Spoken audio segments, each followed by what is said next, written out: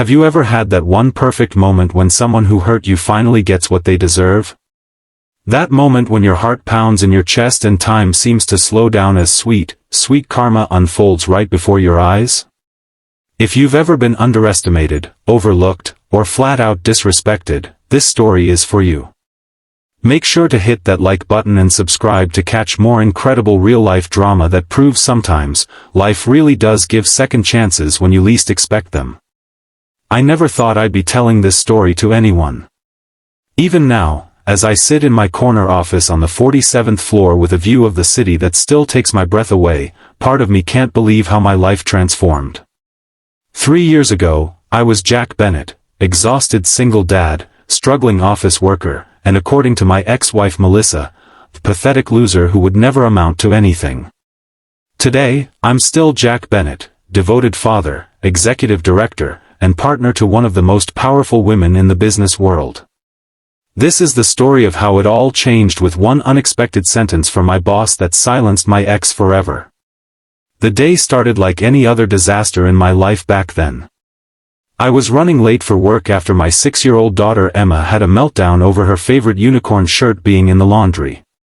Her tiny face crumpled as tears streamed down her cheeks, and I couldn't bring myself to rush her. Emma had been through enough already with the divorce, watching her mother walk out on us for her personal trainer when Emma was only 4. So I let her cry it out, helped her pick a different shirt, and promised we'd do laundry that evening. By the time I dropped her at school, I was already 20 minutes late for work. My phone buzzed with a text from my supervisor. "Callahan wants to see you in her office now." My stomach dropped.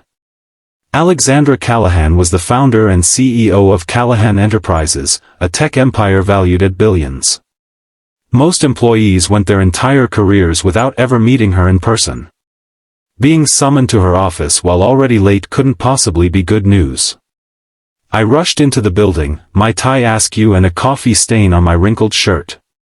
The elevator ride to the executive floor felt like a journey to my execution. When I stepped into Alexandra Callahan's office, she was standing by the floor-to-ceiling windows, her back to me. Even from behind, she commanded respect, tall and poised in a perfectly tailored charcoal suit, her dark hair pulled back in a sleek ponytail. "Mr. Bennett," she said without turning around. "You're late."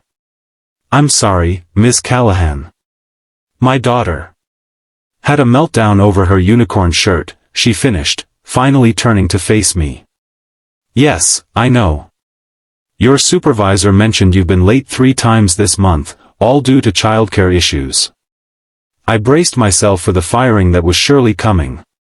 Instead, she gestured for me to sit down. "Tell me about your daughter," she said.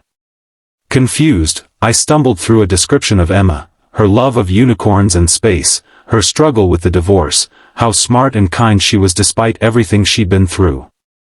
Alexandra listened intently, her expression unreadable. When I finished, she nodded once. "I've been reviewing your work, Mr. Bennett. Despite your tardiness, your performance metrics are impressive. You've increased efficiency in your department by 22% since you joined us." "Thank you," I said, still waiting for the other shoe to drop. "I'm promoting you," she announced. "Effective immediately. You'll be heading our new community outreach division. The salary is double what you're making now, and the hours are flexible." I stared at her, certain I'd misheard. "I'm sorry, what?"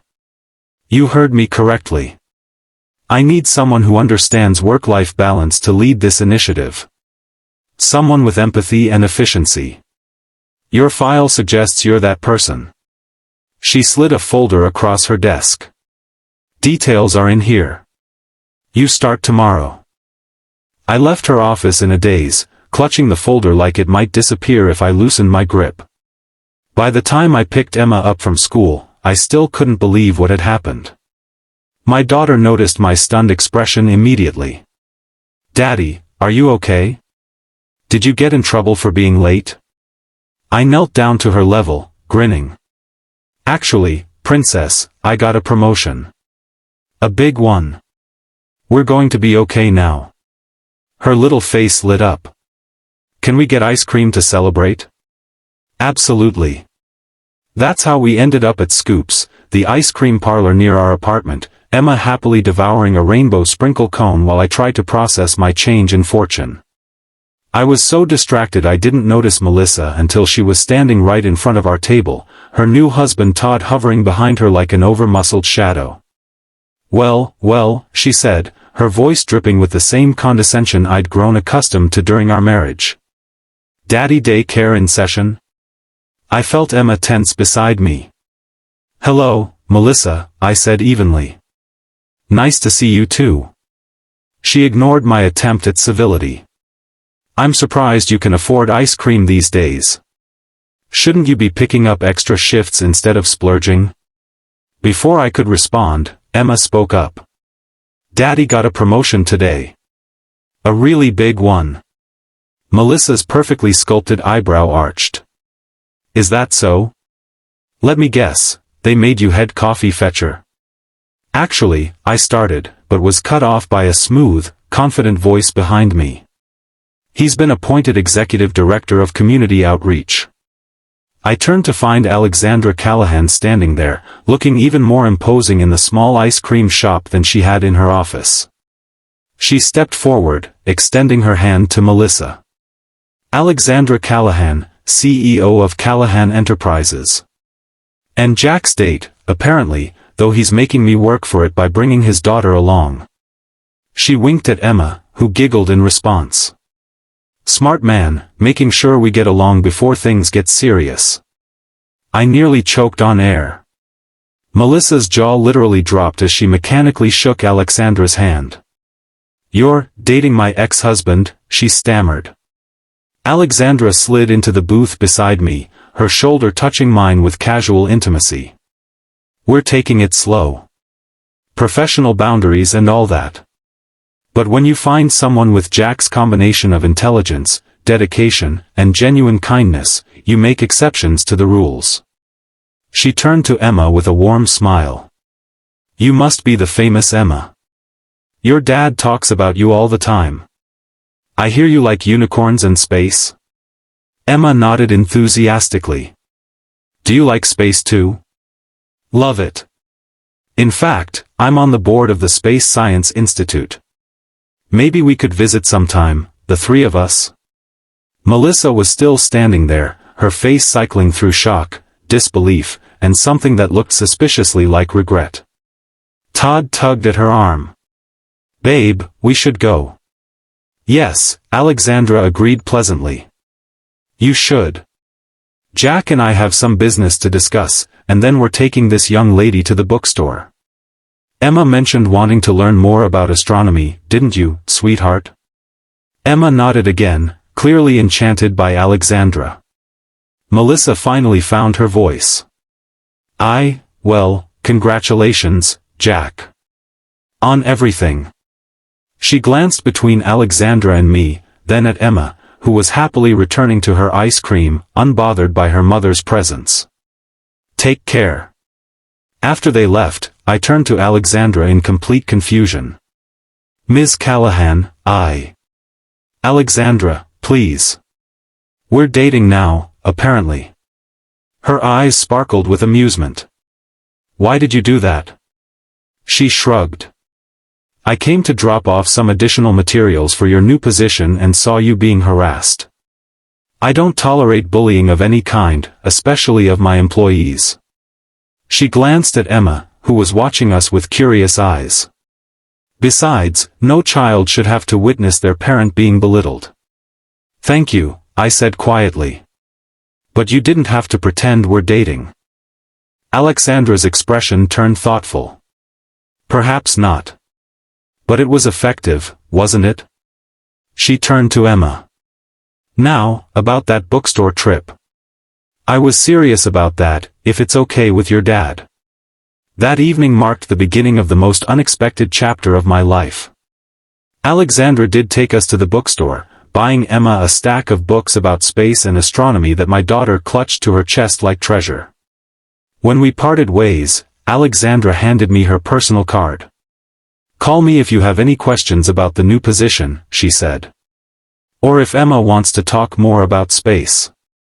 I meant what I said about the Space Science Institute. I expected that to be the end of our interaction outside of work, but 2 weeks later, Alexandra called to invite Emma and me to a special exhibit at the planetarium. It's not a date, she clarified. Just a colleague taking an interest in astronomy education. One not date led to another, and another. Alexandra was nothing like the cold, intimidating CEO I'd initially perceived her to be. With Emma, she was patient and engaging, answering endless questions about stars and planets. With me, she was challenging and stimulating, pushing me to think bigger about my new role and my capabilities. 3 months after the ice cream shop incident, Alexandra asked if she could speak to me privately after one of our outings. Emma had fallen asleep in the back seat of Alexandra's car as her driver took us home. "Jack," she said quietly, "I think we should stop pretending." My heart sank. I understand. This arrangement has probably gone on longer than you intended. She looked confused. That's not what I meant. I meant we should stop pretending we're not dating. Because I think we are. At least, I'd like us to be. I stared at her, searching for any sign she was joking. Alexandra, you're my boss. You're a billionaire CEO. I'm a single dad who until recently could barely make rent. And, she challenged. Does that mean I'm not allowed to fall for someone kind, intelligent, and devoted to his daughter?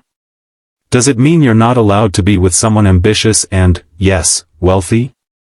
People will talk, I warned. They'll say I'm using you, or you're taking advantage of me. Let them talk, she said simply. We know the truth. The truth was that Alexandra Callahan, for all her wealth and power, was lonely. She'd built an empire but had few people in her life who saw her as a person rather than a business opportunity. And I, for all my struggles, had something she envied, the unconditional love of my daughter and the ability to separate my identity from my work. Our first official date was dinner at her penthouse apartment, after Emma was tucked in at home with a trusted babysitter. Alexandra cooked, which surprised me. Did you expect me to have a personal chef? She teased. Honestly? Yes. She laughed. I do, for large events. But cooking relaxes me. It's one of the few activities where I can create something tangible, just for the pleasure of it. That night, as we talked for hours over wine, I realized how much we had in common despite our different circumstances. We both valued authenticity, hard work, and making a difference. We both carried wounds from our pasts. Her parents had been emotionally distant, valuing achievement over affection, while I was still healing from Melissa's betrayal and abandonment. When Alexandra kissed me goodnight, it felt like the most natural thing in the world. Our relationship progressed slowly, mindful of Emma's feelings and the potential complications of our professional connection. Alexandra insisted on keeping our work relationship strictly professional, even as our personal relationship deepened. At the office, she was still Ms. Callahan, demanding and exacting. At home, she was Alex, who built blanket forts with Emma and debated with me about everything from politics to the best way to make pancakes. 6 months into our relationship, we faced our first major challenge. A business tabloid ran a story suggesting I'd slept my way to the top, complete with unflattering photos of us leaving a restaurant and quotes from anonymous sources, who happened to sound a lot like Melissa. I was devastated, more for Alexandra's reputation than my own. This is exactly what I was afraid of, I told her, pacing her living room. You don't deserve this kind of scrutiny. Alexandra was surprisingly calm. Jack, I've been in the public eye for 15 years. I've been called a cold-hearted bitch, a man-eater, and a robot. Being accused of having feelings for someone is actually refreshing. But your board, your investors, are concerned with results, which you've been delivering. Your division has already established partnerships with 3 school districts and 2 community colleges. The numbers speak for themselves. She was right. Under my leadership, the community outreach division had flourished, creating educational programs that identified and nurtured talent from underserved communities. It was meaningful work that played to my strengths, and the flexible hours meant I could be there for Emma in ways I couldn't before. The tabloid story blew over, but it taught me something important about Alexandra. She wasn't just strong in the boardroom, she was unshakable in her personal convictions as well. When she decided someone was worth her loyalty, nothing could change her mind, not public opinion, not gossip, not even the occasional raised eyebrow from her executive team. A year into our relationship, Alexandra suggested we move in together. By then, Emma had grown so attached to her that my daughter actually squealed with excitement at the idea. "Does this mean Alex will be here every day?" Emma asked, bouncing on her toes. "It means we'll be living in Alex's apartment," I explained. "But only if you're completely comfortable with it." Emma considered this seriously. "Will I still have my own room?" Alexandra knelt down to Emma's level. "Actually, I was thinking you might help me design your room. The apartment has a space that would be perfect, with a window seat where you could stargaze." That sealed the deal for Emma. For me, the decision was more complicated. I'd worked hard to maintain my independence after the divorce, and moving into Alexandra's penthouse felt like a step backward in that regard. "We could look for a new place together," Alexandra offered when I expressed my concerns. "Somewhere that's ours, not mine." But I knew how much she loved her apartment, with its proximity to her office and the rooftop garden she'd designed herself.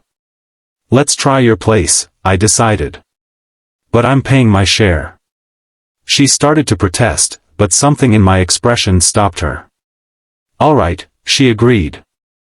"We'll work out a fair arrangement." That fair arrangement became another point of contention. Alexandra argued that since her housing costs would remain the same whether we lived with her or not, I should continue saving for Emma's college fund instead of paying rent. I insisted on contributing financially to our household. We eventually compromised, would cover our daily expenses, groceries, Emma's school supplies, our entertainment, while Alexandra handled the housing costs. It wasn't perfectly equal, but it allowed me to maintain my dignity while acknowledging the reality of our different financial situations. Living together revealed new dimensions of our relationship. I discovered that Alexandra, for all her organizational prowess at work, was surprisingly absent-minded at home. She'd forget to eat when absorbed in a project, leave coffee cups in strange places, and stay up until dawn working on ideas that struck her in the middle of the night. She, in turn, learned that I was perhaps too structured in my personal habits, a coping mechanism developed during the chaotic years of my marriage and its aftermath. I needed routines and plans to feel secure, while Alexandra thrived on spontaneity and intuition. "You balance me," she told me one night as we lay in bed, her head on my chest. "You remind me that not everything needs to be a revolution. Sometimes, consistency is its own kind of magic." I pulled her closer. "And you push me out of my comfort zone. Make me remember there's more to life than just getting through each day." Emma flourished in our new arrangement. Alexandra introduced her to women in STEM fields who became mentors and role models. My daughter's interest in space evolved into a broader fascination with science and technology. At 8 years old, she was already talking about becoming an astronautical engineer. The most surprising development was Melissa's reaction to our new life. After the initial shock wore off, she seemed to reassess her opinion of me. During one custody exchange, she actually apologized. "I was wrong about you, Jack," she said awkwardly. "You're a good father. Better than I gave you credit for." I nodded, not quite ready to forgive but willing